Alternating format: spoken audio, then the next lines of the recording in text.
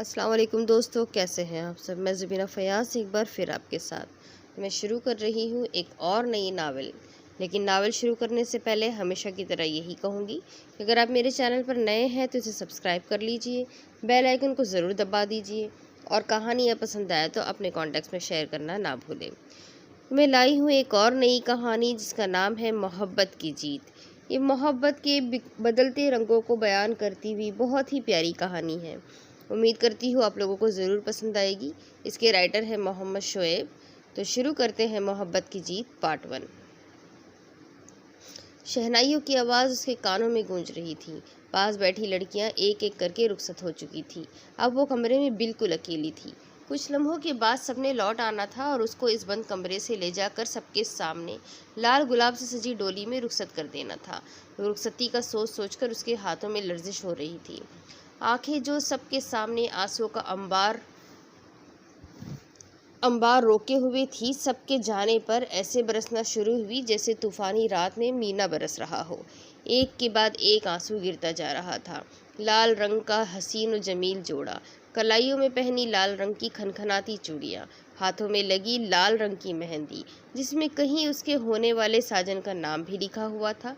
उसे जहर लग रहा था, एक ऐसा जहर जिसके खाने से मौत नहीं आती बल्कि दवा मिलती है, जीने की संद मिलती है।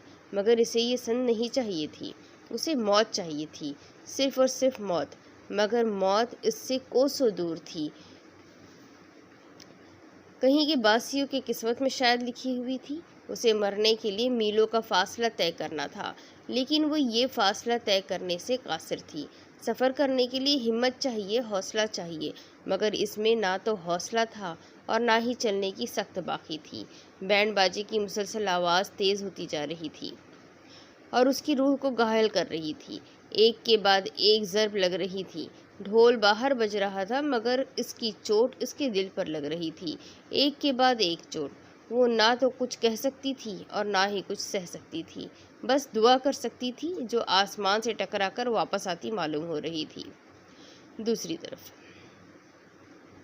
सूरज की पहली किरण उसके कमरे में दाखिल हुई। उसका बेड खिड़की के ऐन सामने दरवाजे पर खिड़की के वसत में था।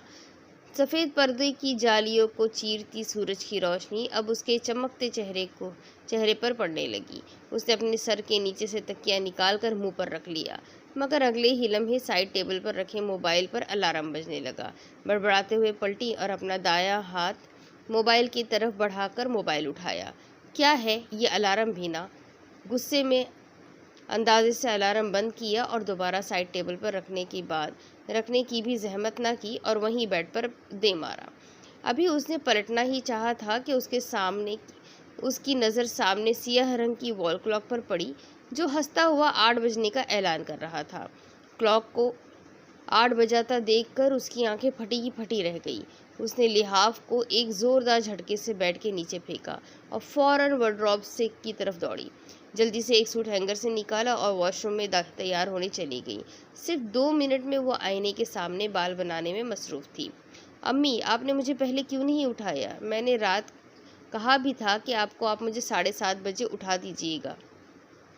मगर हद है। उसने कंधे झटक कर कंघा ड्रेसिंग टेबल पर रखा और बालों को यूं ही खुला रहने दिया। आज तो पक्का लेट हो गई। 8:30 की क्लास थी, 8 से ऊपर टाइम तो यही घर में ही हो गया। वार्डरोब से पर्स निकालते हुए बड़बड़ा रही थी। एक सरसरी निगाह उसने पर्स खोल कर डाली और चीज़ों को टटोला और फिर साइड टेबल पर एक ब्लू कलर की फाइल उठाकर आईने में खुद को देखने लगी और ड्रेसिंग टेबल के सामने रुक गई। ठीक तो लग रही हूँ ना मैं, अपने बालों की लट को कानों के पीछे करते हुए सोचा। आज वो कतई तौर पर बेढंग नहीं नजर आना चाहती थी। एक आज ही की तो क्लास थी जिसके लिए वो पूरा हफ्ता इंतज़ार करती थी। क्या बड़बड़ाई जा रही थी तुम सुबह सवेरे? वो 2-2 स्टेप सीढ़ियों के फलांगते हुए किचन में आई थी। उसकी माँ उसके लिए अंडा फ्राई कर रही थी। चाय पहले से ही कप में डालकर शेल्फ पर रखी जा चुकी थी। उसने जल्दी से कप उठाया और 1-2 घूंट भरकर दोबारा वहीं शेल्फ पर रख दिया। सुबह से 20 बार आवाज़ें दे चुकी हूँ, मगर मजाल है तुमने मेरी एक भी आवाज़ का जवाब दिया हो। खुदा बचाए तुम्हारी नींद से, घर में तूफान भी बर्पा हो जाए ना, फिर भी तुम आराम से खर्राटे लेती रहना, उठने की कोशिश मत करना। हमेशा की तरह आज भी लेट उठने पर उसकी नासिरा से धुलाई हो रही थी, मगर वो भी उगबी अवान थी। उस नसीहत का इस पर असर हो जाए, ऐसा कहाँ। एक कान से सुनकर दूसरे से निकाल देना उसकी तो जैसे फितरत में था। सॉरी अम्मी, आज आपकी बातें सुनने का टाइम नहीं है, फिर कभी सही। उसने शाने उचकाते हुए उनके जुमलों को हवा में उड़ा दिया और शेल्फ से एक कनस्तर उठाया। तुम्हारे पास टाइम ही कहाँ होता है अपनी माँ के लिए। प्लेट में अंडा डालकर टेबल पर रख दिया, मगर उग्बी ने अंडे की तरफ देखना भी मुनासिब नहीं समझा। वो कनस्तर से बादाम के 5-6 गिरियाँ निकाली और कनस्तर को वहीं खुला छोड़ दिया। अच्छा अम्मी, मेरी प्यारी अम्मी, सबसे अच्छी अम्मी, मैं चलती हूँ, अपना बहुत सा ख्याल रखना। उनके गले लगते हुए ज़ोर से झुला दिया। इतने मक्खर मत लगाओ, प्यार से उग्बी के चेहरे को थपकी दी और टेबल की तरफ बढ़कर अंडा उसकी तरफ बढ़ाया। नहीं अम्मी, इतना टाइम नहीं है, आप कर ले नाश्ता, मैं यूनिवर्सिटी में कर लूँगी। ये कहकर वो दरवाजे की तरफ बढ़ गई। अरे, इससे पहले कि वो कुछ कह पाती, उग्बी ने मुड़कर एक फ्लाइंग किस पास की और फिर मुस्कुराकर बाहर चली गई। इस लड़की का कुछ नहीं हो सकता। गर्दन झटक कर वो टेबल पर आ बैठी और कुछ सोचने के बाद नाश्ता करने लगी। आज की क्लास वो किसी भी कीमत पर मिस नहीं कर सकती थी, इसलिए बिना कुछ खाए पिए वो यूनिवर्सिटी के लिए रवाना हुई थी। अगर वो 1 मिनट भी लेट हो जाती तो सर एहसन सितार उससे क्लास में तो क्या, क्लास के दरवाजे पर भी खड़ा होने ना देते। वो टाइम की इतने पाबंद थे कि अक्सर क्लास में 5 मिनट पहले ही आ मौजूद होते और फिर उनके आने के बाद जो भी क्लास में दाखिल होता उसकी नज़रें जूते के तलवे को मिस कर रही होती। लड़का हो या लड़की, सबकी इज्जत अफजाई यकसा होती थी। कोई भी उनकी उकाबी नज़रों से बच नहीं सकता था और हालात की नज़ाकत को समझते हुए ऐसा मालूम हो रहा था जैसे आज उग्बी की बारी थी, मगर उसकी खातिर वो सब कुछ सहने के लिए तैयार थी। उसकी एक झलक देखने के लिए वो एक बार तो क्या, 1000 बार अपने आप को जलील करने के लिए तैयार थी।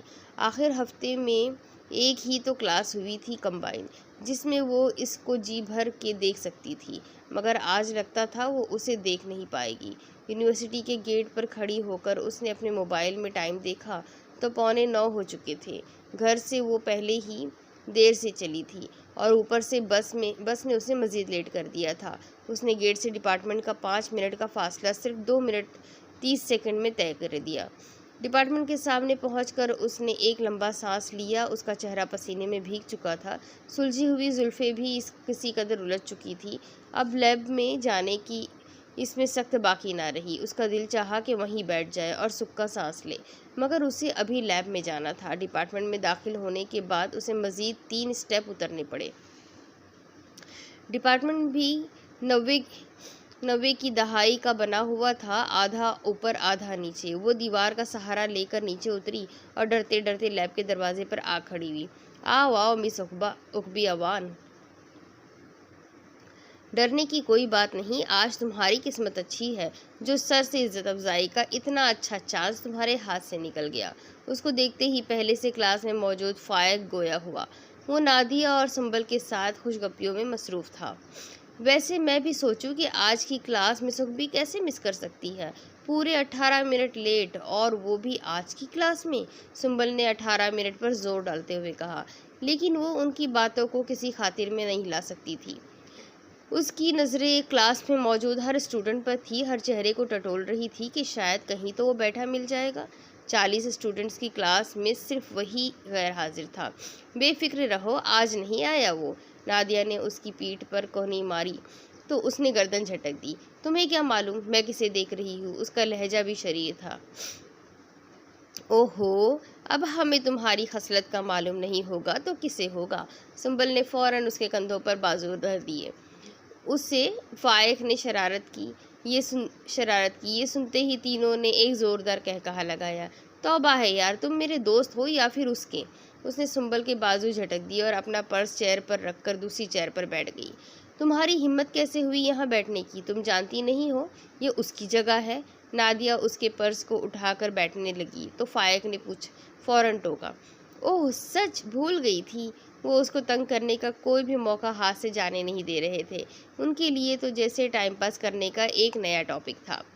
अब तुम सब अपनी अपनी बकबक बंद करो। वो भी उगबी थी, सबको खामोश करवाना बखूबी जानती थी।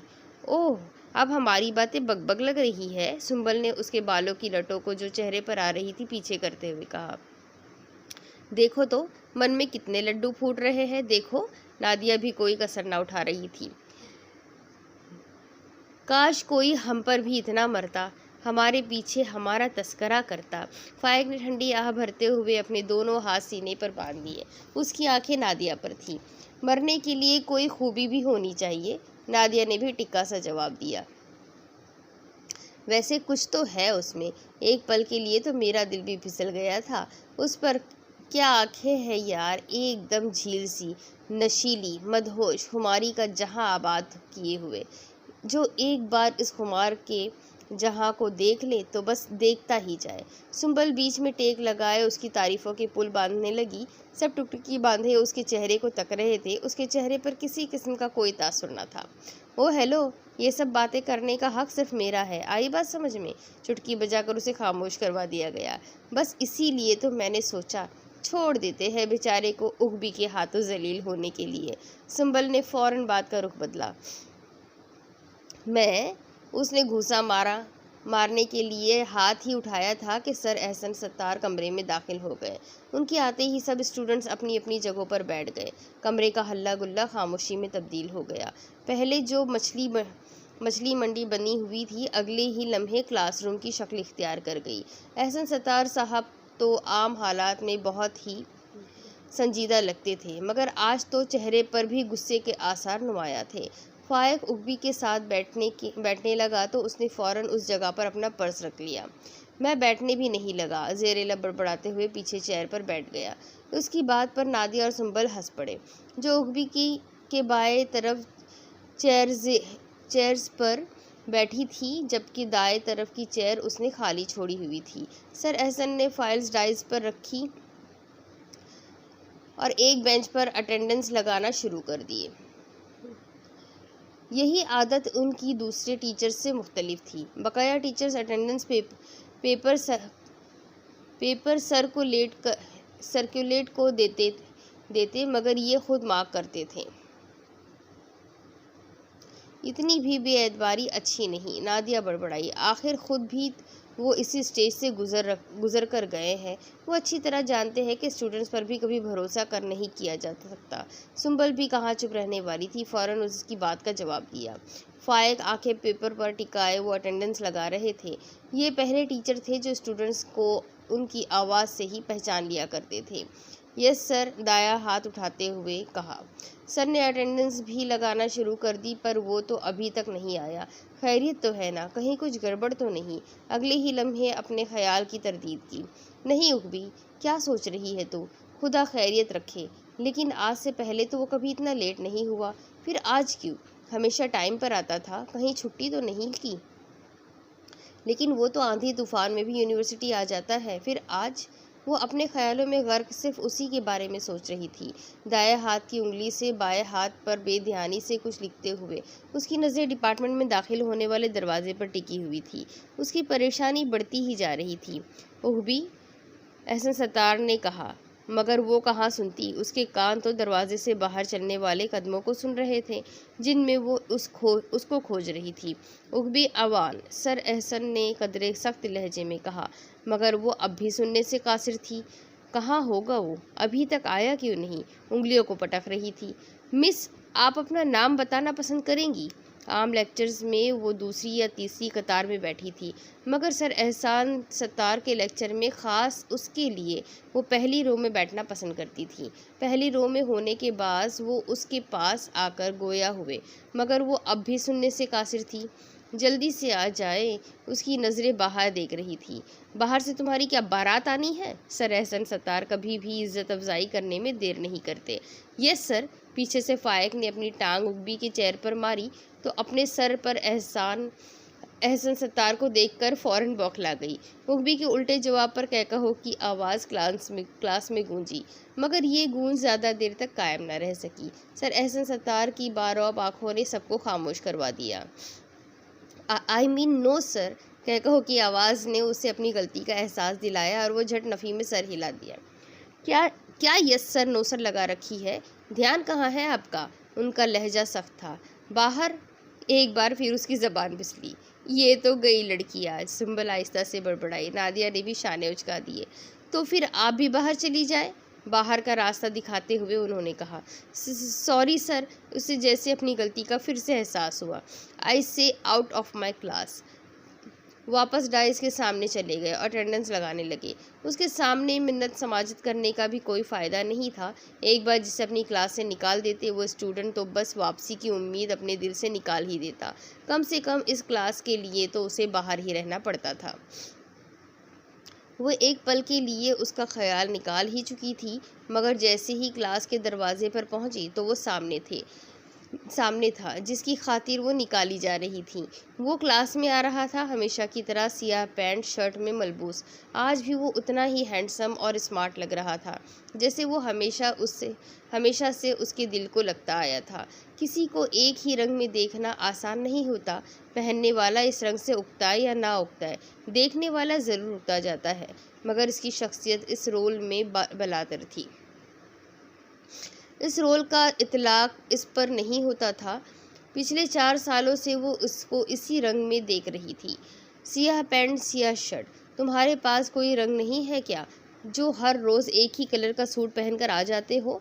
या फिर पैसे नहीं है? मिस राहिला, जो अक्सर स्टूडेंट से मजाक करती रहती थी, एक बार क्लास के दौरान उन्होंने ऐसा कहा था। मैम, मैं यहाँ पढ़ने आता हूँ, ना कि फैशन शो में कपड़ों की नुमाइश करने। सपाट लहजे में दिए गए जवाब ने पूरी क्लास को सकते में डाल दिया। उसका इरादा मैडम से बदतमीजी का नहीं था, लेकिन अगर वो टाल मटोल से काम लेता तो मैडम हस्बे आदत एक बार फिर उसको अपनी बातों का निशाना बनाती। मगर उसके एक जवाब ने उन्हें कोई कमेंट देने के लायक ना छोड़ा। हाथों में 2 ब्लैक फाइल्स को मजबूती से थामे हुए था। आंखें वाकई झील थी। अगर ये सियाह आंखें किसी लड़की की होती तो उसे काजल की ज़रूरत ही ना पड़ती। एक दूसरे से झगड़ा करती उसकी जुल्फ़ें, जो उसकी पेशानी को बोसा देने के लिए बेताब थी। जिस कदर हो सकता था अपने आप को सियाही में ढाले हुए था। वॉच से लेकर शूज़ तक हर शय का रंग सियाह था, मगर एक शय सियाह नहीं थी। वो था उसका रंग, बिल्कुल सफ़ेद। चांद सितारों में भी बाज़ औक़ात स्याही गालिब आ जाती है, मगर उसके रंग में कोई ऐब न था। सूरज की तरह चमकता उसका चेहरा आज भी पूरे जोबन पर था। चेहरे पर संजीदगी आज भी नुमाया थी। पास से गुजरते हुए आज भी उसकी यही तमन्ना थी कि वो एक बार उसकी तरफ देखे, बस एक बार। मगर हमेशा की तरह उसकी ये तमन्ना दिल में ही रह गई। उसने सरसरी तौर पर भी उब्बी पर नज़र ना डाली। ज़ुहाब, यस सर, क्लास में दाखिल होते हुए उसने कहा था। आज तो लगता है सब ने अपनी मनमानी करनी है। अब तुम बताओ कि तुम क्यों लेट हो? कहीं तुम ही तो इसकी बारात लेकर नहीं आए? बेनियाजी से ज़ुहाब की तरफ देखते हुए कहा। आज तक आपकी एक बात भी मुझे अच्छी नहीं लगी, मगर आज आपने जो कहा है इस पर तो बस मैं यही कहूँगी कि अल्लाह आपकी ज़ुबान मुबारक करे। उसके दिल में खुशी के लड्डू फूटने लगे। नो सर, बात यह है कि मेरी कार पंक्चर हो गई थी, जिसकी वजह से मुझे देर हो गई। उसने अब भी उग्बी की तरफ निगाह नहीं दौड़ाई। सर एहसन सत्तार के दिल में भी पता नहीं क्या सोचा जो उसे आने का कह दिया। पहली बार लेट हुए हो इसलिए कुछ नहीं कह रहा हूँ, आइंदा ऐसा नहीं होना चाहिए। Okay sir. वो आकर उस कुर्सी पर बैठ गया जहाँ कुछ देर पहले तक उग्बी बैठी थी। सर, क्या मैं भी अंदर आ सकती हूँ? सर के मूड को देखकर उसने भी फ़ौरन इजाज़त मांगी। जी नहीं, आपको इजाज़त नहीं दी मैंने। उन्होंने 2 टोक कहा तो वो भी अपना सा मुँह लेकर चल दी। मगर वो भी उग्बी थी जिसके लिए उसने इतनी तज़लील बर्दाश्त की, उसे छोड़कर बाहर कैसे जा सकती थी? क्लास के दरवाजे से एक तरफ होकर वो सीढ़ियों पर बैठ गई, जहाँ से वो ज़ुहाब को बआसानी देख सकती थी। कोहनियों को दोनों घुटने पर टिकाए अपना चेहरा अपनी हथेलियों पर रखकर वो टुकटुकी बांधे ज़ुहाब की खूबसूरती का जाम पीने लगी। वो 5 मिनट ड्रेसेस को देखता रहा, कभी एक ड्रेस को रिजेक्ट करता, कभी दूसरे को। एक भी ड्रेस उसकी नाक तले आने का नाम ही नहीं ले रहा था। उसके साथ शॉपिंग पर आया उसका दोस्त हारिस भी उकता चुका था। यार, कोई तो ड्रेस पसंद कर ले, मैं बोर हो रहा हूँ। जमाई रोकते उसने सुतून से टेक लगाने की कोशिश की, मगर वो सुतून सिर्फ नज़र आ रहा था। असल में वो सिर्फ एक डेकोरेशन पीस था जो दुकान की बनावट में इस्तेमाल हुआ था। जब पसंद आएगा तो खरीदूंगा, मुफ्त में थोड़े ही ना लेना है ड्रेस। उसने भी बेनियाजी से जवाब दिया। तो फिर जल्दी करना, उसके लहजे में उकताहट वाज़ेह थी। मगर उसे हारिस की परवाह कब थी। एक कदम बढ़ाता गया और हर सूट को नाक मुँह चढ़ाता गया। चाह ना चाह हारिस भी उसके नक्श पर चल रहा था। दोनों इस बात से अनजान थे कि कोई उन पर नज़र गाड़े हुए था। लगता तो किसी अमीर घराने से है, मगर नीयत इतनी खोटी, पैसे पर जान देता है। वो भी प्लाजा में शॉपिंग करते करते उसी दुकान में आई थी और इन दोनों की हरकत को देख रही थी। ये लो, ये ड्रेस मुझे बहुत अच्छा लगा। उसने एक शेरवानी पसंद की जो क्रीमी रंग की थी, ब्लैक रंग की धारियाँ और कहीं कहीं हल्के हल्के सितारों की चमकते बटन इस शेरवानी की चमक में इजाफा करते थे। इसका दिल लुभा रहे थे। कोई और भी होता तो उसका दिल वाकई इसी शेरवानी पर आकर ठहर जाता। वाह ज़ोहाब, तुमने तो वाकई बहुत अच्छी ड्रेस सिलेक्ट की है। हारिस भी तारीफ किए बगैर ना रह सका। हाथ लगाकर उस कपड़े को देखा। कपड़ा भी निहायत नफीस और नर्म मुलायम था। पसंद तो कर ली, मगर जब कीमत का सुनेगा ना, कैसे बहस करेगा। एक बार फिर उसने दिल में तंज किया और ड्रेसेस को उलट पुलट करने लगी। मेरी आंखें सिर्फ सोने को ही पसंद करती है और सोना ढूंढने में टाइम तो लगता है, उसने आस्तीन चढ़ाते हुए ठाठ से कहा था। हाँ भाई, कह सकते हो आप तो। हारिस अपने लिए बेल्ट सिलेक्ट कर रहा था। भाई 10,000, इतने ज़्यादा? कीमत सुनते ही वो हरासा हो गई। लेकिन काउंटर पर मौजूद सेलबॉय ने कुछ कहने के लिए लब खोले ही थे कि वो दोनों भी वहां आ मौजूद हुए और अपना सारा सामान जो आधे घंटे में उन्होंने पसंद किया था रख डाला। कितने हुए? हारिस ने पूछा। जी 30,000। ये सुनकर वो तंजिया मुस्कुराई। ओके। ज़ुहाब ने बिना कुछ सोचे समझे अपनी जीन्स से 5-5 हज़ार के नोट निकाले और 6 नोट उसके हाथ में थमा दिए। ये देखकर वो एक बार फिर हरासा रह गई। आंखें टुकटुकी इसकी बेवकूफ़ी को देख रही थी। यार, ये क्या किया तूने? कुछ तो कम। हारिस ने कुछ कहना चाहा। यार, जो पसंद हो फ़ौरन ले लो। अगर कीमत के चक्कर में पड़ गए ना तो सारी उम्र पैसे ही गिनते रह जाओगे। ज़ुहाब की इस जवाब पर वो बहुत हैरान थी। शायद ज़ुहाब ने भी उसे देख लिया था, तभी तो उसने एक नज़र उस पर डाली और आंखें उचकाकर उससे सवाल करना चाहा। मगर वो तो अब भी शौक थी, मगर अपनी नज़रें ना हटा सकी।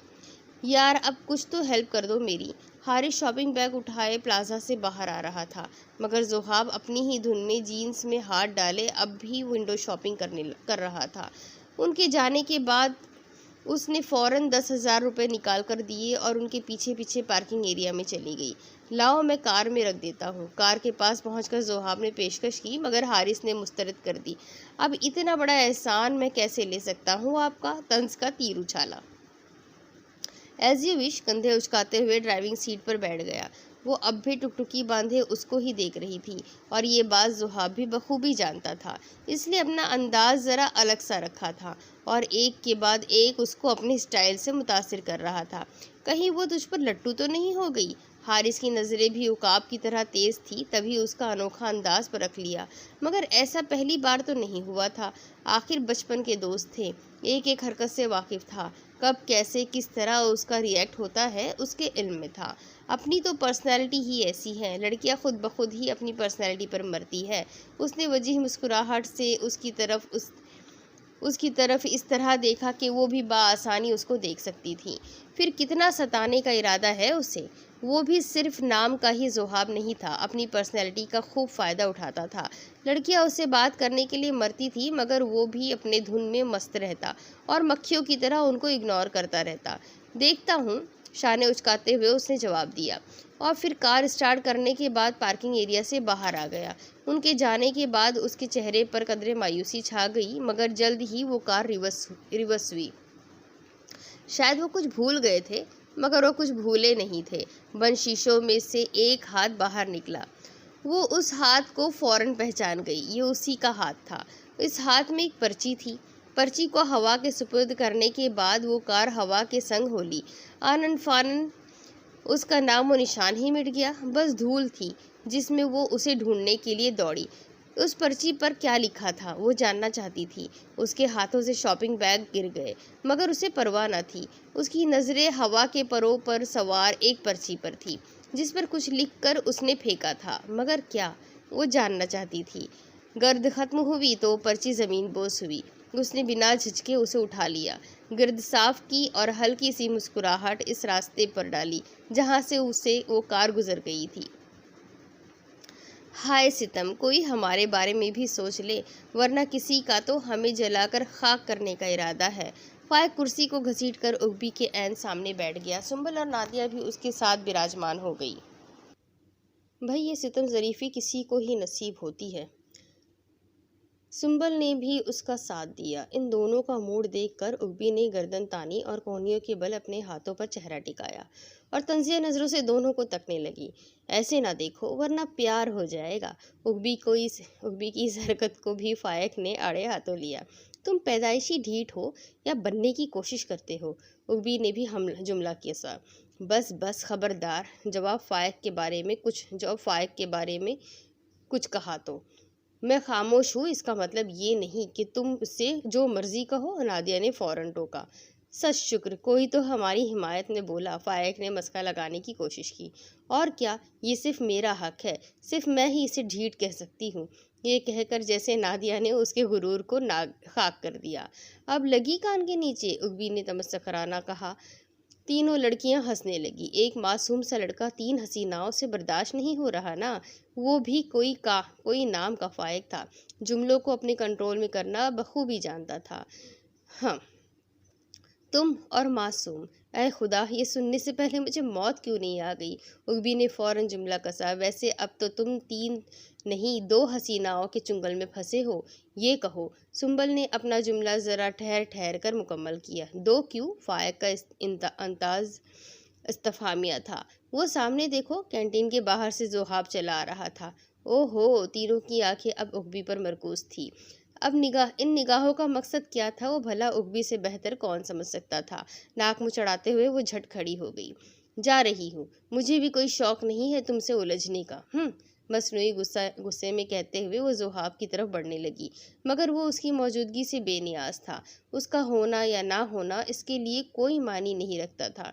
चाय का ऑर्डर देने के बाद वो कैंटीन के दाएं तरफ बढ़ा, जहाँ उमूमन एक ही कुर्सी होती थी, मगर आज दूसरी बाय चांस वहाँ रख दी गई थी। वो वहीं विराजमान हो गया। क्या मैं तुम्हारे साथ बैठ सकती हूँ? जब काफ़ी देर पास खड़े रहने के बावजूद उसने उग्बी को बैठने का ना कहा, तो उसने खुद ही पूछ लिया, अगर मैंने ना भी कह दिया तो तुम कोई हटने वाली तो हो नहीं? उसने बेरुखी से जवाब दिया। ये तुमने बिल्कुल बजा फरमाया। बात से बात निकालते हुए उसने कई बार कोशिश की कि उससे बात करे, मगर उसकी खामोश निगाहें हर बात का जवाब देती। ये क्या तुमने बस अपने लिए ही चाय मंगवाई, मेरे लिए नहीं? वेटर एक कप सर्व करने लगा तो उसने ज़रा खुफकी से कहा, मुझे ख्वाब तो नहीं आ रहे जो मैं तुम्हारे लिए चाय मंगवाता, और अगर तुमने पीनी है तो खुद ही मंगवा लो। उसका दो टोक जवाब सुनकर वो उठ ही जाती, मगर उसे तो जैसे आदत ही हो गई थी। वो उसे हर कदम पर धुतकारता, मगर वो टस से मस ना होती, कभी उसकी तरफ आंख उठाकर भी ना देखता। पिछले हफ्ते जब वो नया सूट पहनकर यूनिवर्सिटी आई थी, तब भी उसने एक नज़र उठाकर उसकी तरफ ना देखा। वाह, आज तो कयामत ढा रही हो, कोई ख़ास मौका है क्या? सुंबल ने देखते ही उससे पूछा था। आज मेरा बर्थडे है, अपना सूट लहराते हुए जवाब दिया। वाह भाई, मुबारक जनाब, बर्थडे। उसके गले लगकर उसे विश किया। हमसे ही लेती रहोगी मुबारकें, या फिर उससे भी लोगी? नादिया जो पास खड़ी थी फौरन अपना हिस्सा डाला। नज़र तो आए ना, पहले पिछले 1 घंटे से उसी को ढूंढ रही थी, मगर उसके बजाय ये दोनों मिल गई। लाइब्रेरी की तरफ जाते हुए देखा गया है, अभी आपका होने वाला। अब बस भी करो। उससे पहले सुंभल कुछ और कहती, उग्बी ने टोका, मैं कैसी लग रही हूँ? लाइब्रेरी में दूसरी मंजिल पर वो अकेला बैठा एक एक बुक पढ़ रहा था, जैसे रोज़ाना लगती हो। वो जवाब नहीं देना चाहता था, मगर वो ये भी अच्छी तरह जानता था कि जब तक वो इसकी बात का जवाब ना दे तब तक वो उसका पीछा नहीं छोड़ेगी। लिहाजा वो जल्द से जल्द उससे पीछा छुड़ाना चाहता था। लेकिन एक बार देखो तो सही, उसने अपनी जानिब तवज्जो मबजूल करवाना चाहिए। तुम्हारी प्रॉब्लम क्या है? मुझे अकेला क्यों नहीं छोड़ देती? उसने हाथ जोड़कर कहा। वो मज़ीद कुछ न कह सकी और उसकी आंखों में नमी आ गई। वैसे एक बात कहूँ, अब भी वो खामोशी से नीचे निगाह किए बैठी थी। जोहाब की बात पर वो खुशी से उछल पड़ी। हाँ कहो, तुम मेरी जान छोड़ने का क्या लोगी? चाय का एक घूंट लेने के बाद कप टेबल पर रखते हुए उसको बगौर देखा। तुम्हारी मोहब्बत वो भी हाजिर दिमाग थी, फौरन कीमत रख दी। स्टैंड अप, चुटकी बजाते हुए उसको खड़ा होने को कहा। इसमें बुरा मानने वाली तो बात नहीं, मैंने तो बस तुम्हारे सवाल का जवाब दिया है। आई से stand up and get out from my side. उसका लहजा पहले से ज्यादा सख्त और रूड था। आंखों की स्याही गुस्से में और भी सियाह हो गई, मगर वो भी ढीठ बनकर वहीं बैठी रही और उसकी तरफ देखने की बजाय टेबल पर निगाहें जमाने की कोशिश की। वो अच्छी तरह जानती थी अब कुछ भी हो सकता है, ऐसा करना उसको इश्तियाल में ला सकता है, लेकिन फिर भी वो वहीं विराजमान रही। सुना नहीं तुमने, चली जाओ यहाँ से। अब तक वो आहिस्ता कह रहा था, मगर अचानक उसकी आवाज़ पूरे कैंटीन में गूंजने लगी। कैंटीन में मौजूद तमाम स्टूडेंट्स और स्टाफ की तवज्जो इन दोनों पर आकर ठहर गई। संबल, नादिया और फायक भी उनके पास आ मौजूद हुए। क्या हुआ? फायक ने इस्तफसार किया। ये सब कुछ तुम अपनी दोस्त से क्यों नहीं पूछते? एक जोरदार ठोकर कुर्सी को लगाते हुए बाहर चल दिया। वो इतनी सी बात पर इतना हाइपर हो जाएगा, उसका अंदाजा भी उग्बी को नहीं था। मोहब्बत के नाम से वो चिढ़ता था, मगर उसके दिल में मोहब्बत के लिए इतनी कड़वाहट है, वो ये नहीं जानती थी। तुम बताओ भी क्या हुआ? वो जुहाब इतने गुस्से में क्यों था? संबल ने इस्तफसार किया। कुछ भी तो नहीं। मसनूई मुस्कुराहट को चेहरे पर लाने की कोशिश की, मगर नाकाम रही और फिर अपना दर्द छुपाने की खातिर वो वहां से फौरन ही भाग गई। अब इसके आगे की स्टोरी मैं आपको अगली किस्त में सुनाती हूँ कि आगे क्या होगा। आखिर ज़ुहाब मोहब्बत से इतना क्यों चिढ़ता है? ज़ुहाब के साथ क्या ऐसा हुआ है? और उग्बी का क्या कभी अपनी मोहब्बत उसके दिल में पैदा कर पाएगी? क्या कभी वो ज़ुहाब की मोहब्बत पा सकेगी? ये सब जानने के लिए मेरे साथ बने रहे। अगली किस्त में फिर मिलेंगे। अल्लाह हाफ़िज़।